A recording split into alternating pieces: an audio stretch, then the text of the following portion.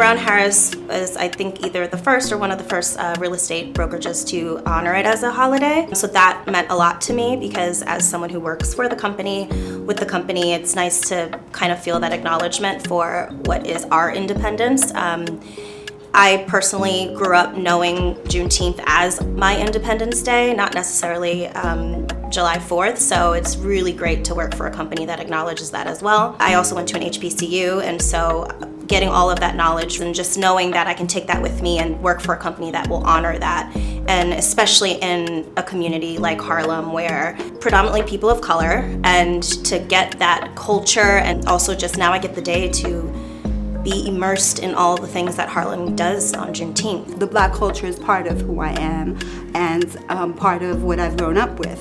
And what I like is that Juneteenth is now being honored and it's being noticed. However, it's important to not appropriate it and not to make it something such as Cinco de Mayo. Cinco de Mayo is now here. It doesn't have the meaning that it truly signifies. So we're hoping that that's not the same thing that happens with Juneteenth, that people learn what it really is about, what the history is, and not just make it a day to celebrate and to appropriate. Emancipation, right? Freedom, the freedoms that we as people of color continue to fight for.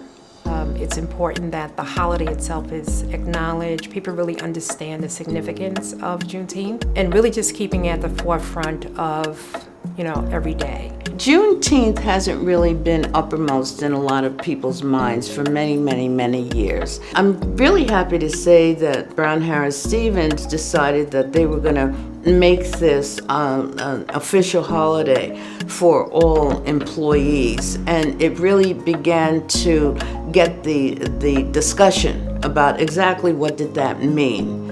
And I can quote Chuck Schumer, who of course said this is not just part of African American history, it's part of American history. And I think that when more people realize that this is part of America's history, then more people will embrace it.